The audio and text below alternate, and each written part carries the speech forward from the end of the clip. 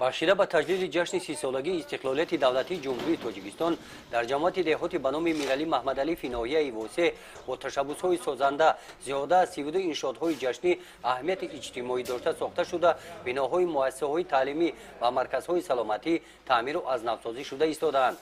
با پیشنهاد مقامات اجرایی حکومت دولتی ناحیه، دستگیری حکومت جمهوری و دستگیری صاحبکاران محلی در دهه ارل در مؤسسه تاسیسات میانه عمومی رقم 2 تعمیر و ازنوسازی بناها، صنفخانه‌ها، تالار ورزشی، مجلسگاه، راهروها با صورت ادامه دارند. در کارهای ساختمانی این مؤسسه تعلیمی زیاده از 100 نفر ساکنان محلی جلب کرده شده‌اند. باعث قناعتمندی است که ساکنان باننگ و ناموس و با اراده این جماعت دهات مخصوصا جوانان همچون نیروی سازنده بخشیده به تجلیل جشن 30 سالگی استقلالیت دولتی جمهوری تاجیکستان در کارهای آبادانی محلی زیست فعالانه اشتراک نموده ایستادند. در جماعت دهات ما زیاده از 30 تا ساختمان‌های جشنی تا حاضر به نقشه گرفتگیم. باز همه روزه کارهای بنیادکاری سازندگی رفته است که صاحبکارها آمده مراجعت کرده هستند برای سازندگی بنیادکاری برای آبادکاری محلهای خودشون.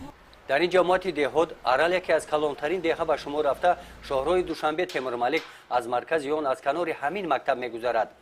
با دستگیری صاحبکاران روشنیکنانی راه به راه مانده شده در مسافه زیاده از 4 کیلومتر چراغک‌های روشنی دهنده کم مصرف وصل کرده می شوند.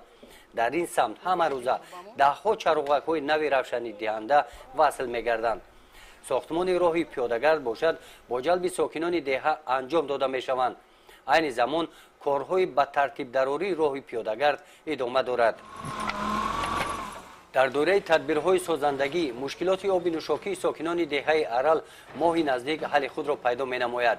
در درآمدگاه دهه با دستگیری صاحبکاران محلی در چقوری 120 متر ساختمان چاهی عمودی ادامه داشته از روی تحلیل های متخصصان کارخانه آب دهات ناحیه واسه از همین مرکز دهه ارل با آب نوشاکی تامین کرده می شود. کارهای ساختمانی خطهای آبگذر ادامه یافته بعد انجام آن قبرها خوابانیده می شوند.